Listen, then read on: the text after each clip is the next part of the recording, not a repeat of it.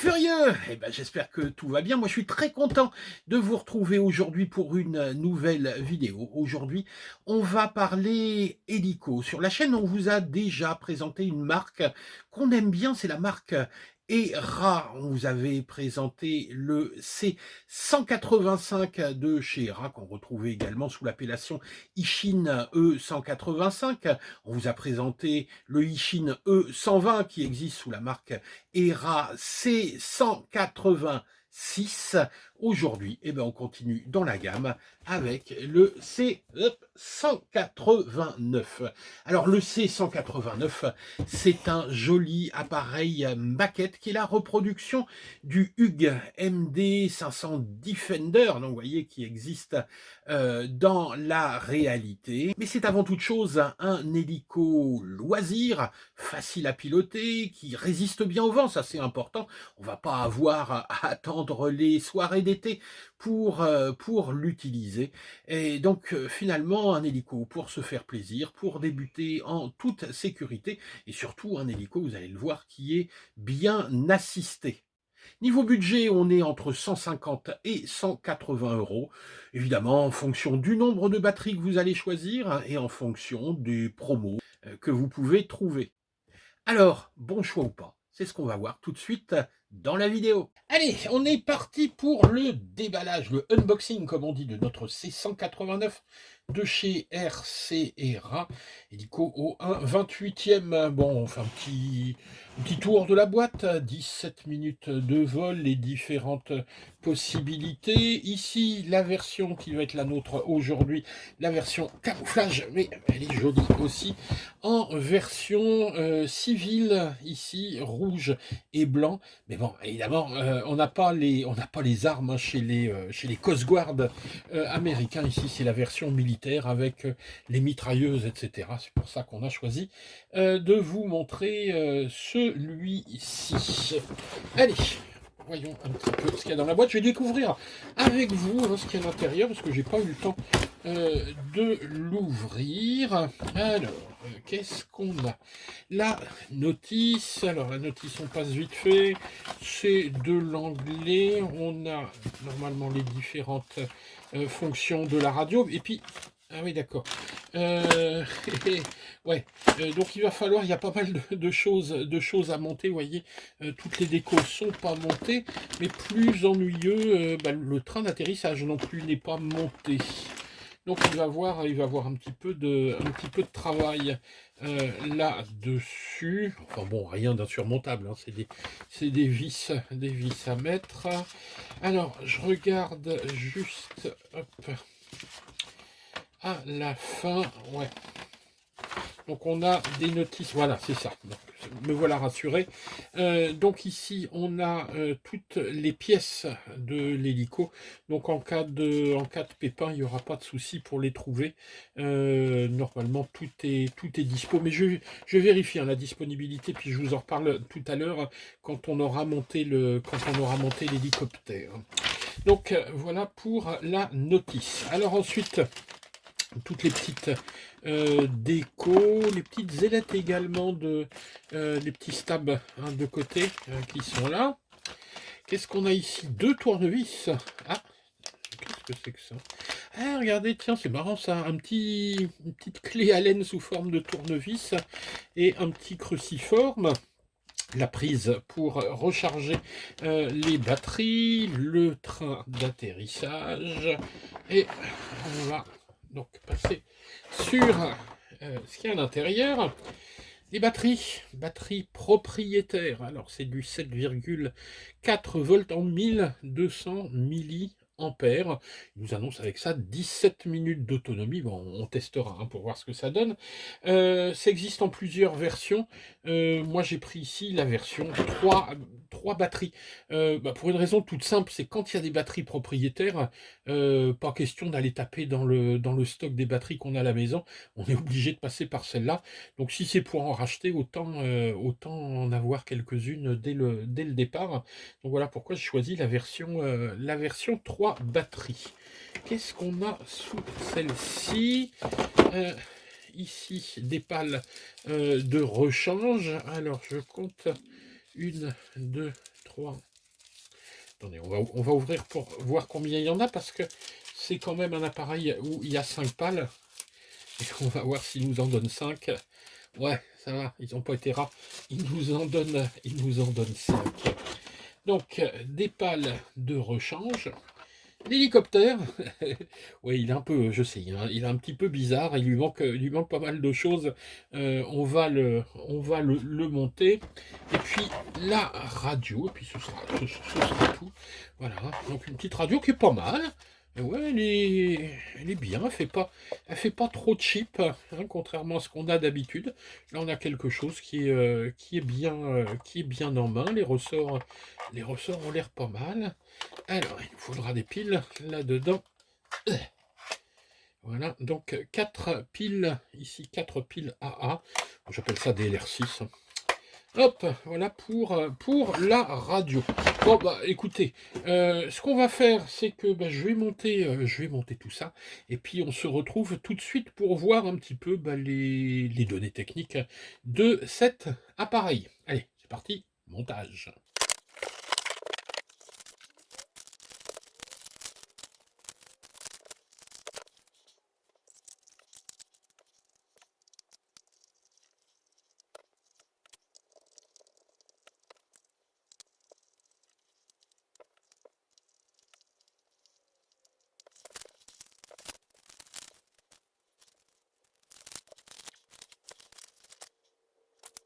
Approximately 10 hours later. Eh ben, quelle galère à monter cet hélico. Je pensais que j'allais en avoir pour 5 minutes. J'ai mis quasiment 1 heure à monter 3 accessoires là-dessus. Alors, bon, faut reconnaître que le jeu en valait la chandelle. Regardez un petit peu la gueule de cet engin.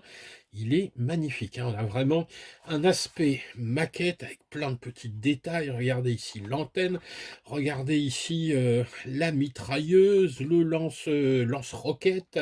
Vraiment, il est chouette, il a une belle gueule. Mais là, petit coup de gueule quand même, franchement, la taille des vis n'était absolument pas compatible avec la taille de mes doigts. C'était atroce. Le petit tournevis qui est fourni, bah, s'il avait été aimanté, ça aurait été quand même mieux. Bon, bah, moi je l'ai aimanté pour pouvoir choper les petites vis. Les trous sont pas préfaits, donc si vous avez du montage, ce que je vous conseille, c'est d'abord de faire les trous avec les vis et ensuite de venir assembler les différentes parties. Bref, c'était galère. Alors, on va s'intéresser un petit peu à notre machine maintenant qu'on a fini de râler. Alors, tout d'abord, ici, vous voyez, si on compare, on a la version ici camouflage. Elle existe en rouge, elle existe en noir et également en vert. Donc, c'est vous qui décidez ce que vous désirez. Bien faire attention, vous voyez. En version Coast Guard, on n'a pas les armes. Je crois qu'il y a une autre version armée. Je me demande si c'est pas la noire. Bon, de toute façon, je vous mets des petites photos. Vous allez voir ça tout de suite. Alors la taille, regardez la taille par rapport à ma main. On a quelque chose qui est déjà assez conséquent. On a un diamètre de rotor ici qui est de 32 cm. Donc vous voyez, on a 5 pales sur ce rotor, qui est un rotor en métal. La longueur de l'hélico, c'est un petit peu plus de 33 cm pour une hauteur d'un petit peu plus de 12 cm. On est quasiment à 13 cm. Un engin en état de vol qui pèse 225 grammes. Alors, cet hélico est entraîné par 2 moteurs qui sont des moteurs brushless, un moteur principal et un petit brushless. Regardez ici au niveau de l'anticouple. C'est un appareil qui est destiné On va dire plutôt aux débutants ou des gens qui veulent une pratique de l'hélico, loisir. Il n'est pas apte à faire de la voltige 3D. C'est un appareil qu'on va appeler 6G, c'est-à-dire qu'il a un gyroscope qui va assister énormément, le pilotage. Donc il a un certain nombre de petites choses qui vont aider justement, les débutants. C'est le cas notamment ici d'un petit capteur, qui va être un capteur.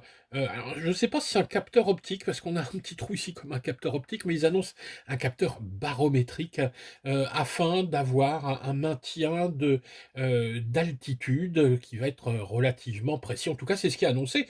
Évidemment, tout ça, ce que je vous dis là, on va aller le vérifier ensuite en allant voler. Alors, j'ai pas encore installé la batterie, hein, je vous l'ai déjà montré tout à l'heure. Cette batterie, une batterie qu'on appelle intelligente. Pourquoi intelligente? Parce que ici, vous allez tout simplement brancher votre chargeur, de téléphone avec une prise USB-C et bah, il y a pas besoin de chargeur, hein. C'est-à-dire qu'il va tout faire à l'intérieur, il va gérer sa charge et il va s'arrêter, bah, quand ce sera fait. Donc, alors un petit système évidemment qui va rendre les batteries un petit peu plus coûteuses, mais un système qui est vraiment idéal quand on n'a pas envie de se prendre la tête avec, des charges de lipo et surtout, il y a un système de protection à l'intérieur qui fait qu'avec ça, vous n'avez normalement pas de risque, je dis bien normalement, hein, pas de risque, d'incendie, mais de toute façon, c'est pas une énorme batterie, hein, je vous l'ai dit, 7,4 volts pour 1200 milliampères. Alors, d'ailleurs, parlons un petit peu de cette batterie, parce que c'est pas forcément aisé de la rentrer. Pourquoi? Vous allez comprendre tout de suite pourquoi. Parce que pour la rentrer, il va falloir retirer ici le pare-brise. Et là, regardez, on a une LED, qui est dans le pare-brise. Donc, hop, on va devoir la retirer. Ça, je trouve pas ça super, super pratique. Bon, c'est pour avoir tout simplement le petit phare d'atterrissage, à ce niveau-là. Et puis un autre truc que j'aime pas du tout, c'est ici l'interrupteur de démarrage qui va se trouver sous le pare-brise. Donc on va, devoir, allumer l'hélico, ici et puis mettre le pare-brise ensuite. Mais quand on va vouloir l'arrêter, il faudra retirer le pare-brise, retirer la LED, etc. D'ailleurs, en ouvrant, on arrive à voir là-bas au fond, je ne sais pas si vous le voyez, le moteur brushless. On note également un petit point intéressant, c'est qu'ici on a un petit slot de libre. Alors je me pose la question de savoir si on ne pourrait pas adapter, un autre récepteur. Je vais me renseigner un petit peu là-dessus, mais il y a peut-être possibilité de mettre un récepteur externe, là-dessus pour aller, piloter avec une radio un petit peu plus pro. Pour rentrer la batterie, c'est tout simple. Hop, on la glisse, ici. On la met à l'intérieur et là vous avez un petit système de verrouillage. Donc hop, j'appuie et clac, je verrouille. Donc là, elle peut pas sortir, cette batterie, elle est en sécurité. Pour la sortir, le petit système, le petit lock ici, clac, on fait ça, on tire et voilà. C'est tout. Donc vous voyez, c'est vraiment du plus pratique. Alors ce qui est dommage, c'est qu'un truc aussi pratique, eh ben, ils rendent ça un peu pénible, parce qu'il faut remettre, la LED, il faut ensuite remettre, le pare-brise, et c'est pas super pratique. Voilà. Vous voyez, moi je galère à chaque fois. Tac, voilà, hein, c'est mis. Et là, je m'aperçois que j'ai oublié d'allumer le truc. Je suis obligé d'y retourner. Tac. Et là, hop, voilà, on va allumer. Comme ça, on va le voir un petit peu, clignoter. Vous voyez, donc on a la LED ici, à l'avant. Donc quand il n'est pas appairé avec, la radio, bah, il se met à clignoter. Et donc là, on a le petit phare à l'arrière qui clignote. C'est vraiment super sympa, hein. Il a une belle petite tronche, hein, vous voyez. Moi, j'aime beaucoup ça.